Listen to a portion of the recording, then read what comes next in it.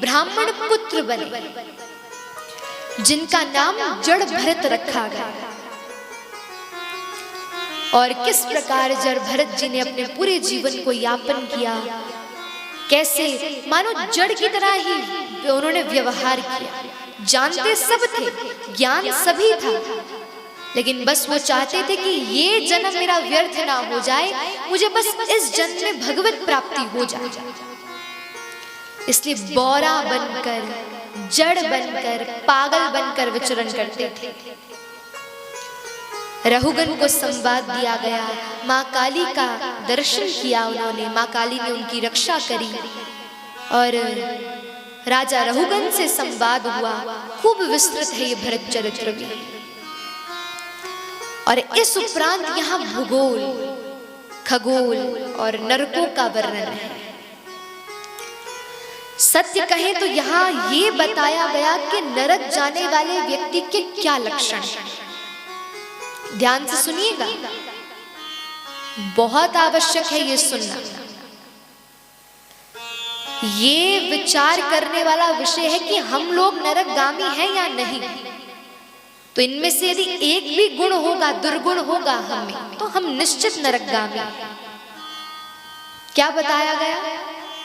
अत्यंत कोप कटुकाश्चवानी दरिद्रतां च स्वजनेषु वैर नीच प्रसंग कुलहीन सेवा चिन्हानि देहे नरकम गताना।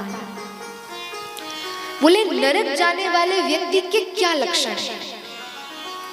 सबसे पहले अत्यंत कोप, छोटी छोटी बात पर इतना क्रोध करना। किसी को बड़ा क्रोध करते हुए देखो तो बोलो तुम्हें मिल गया वीजा नरक का। इतना क्रोध करना बहुत कष्टमय है।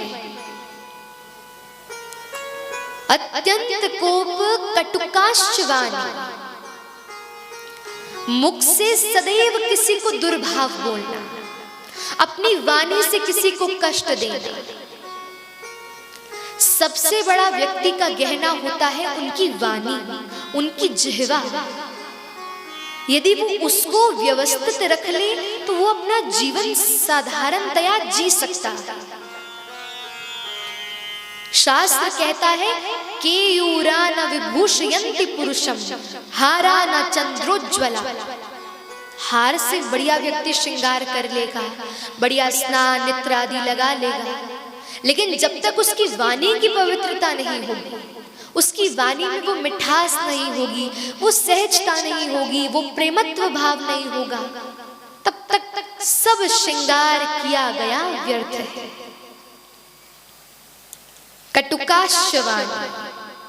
और तीसरा दरिद्रा, दरिद्रता। अब दरिद्रता किसे कहते हैं? केवल धन विहीन होना, इसे दरिद्रता नहीं कहते। हम लोगों की मति में तो यही बैठा है कि जिसके पास धन नहीं होगा उसे दरिद्र कहेंगे, उसे निर्धन कहते हैं। लेकिन दरिद्री उसे कहते हैं कि है सब कुछ, तिजोरी में बढ़िया सब धन एकत्रित है, बढ़िया गहने पड़े हैं, खूब भरा है तिजोरी, लेकिन उसके बाद में मुख से क्या बोले? मेरे पास तो कुछ नहीं है, अरे मैं तो बहुत टाइट हूं, कुछ भी नहीं है मेरे पास। ये दरिद्री।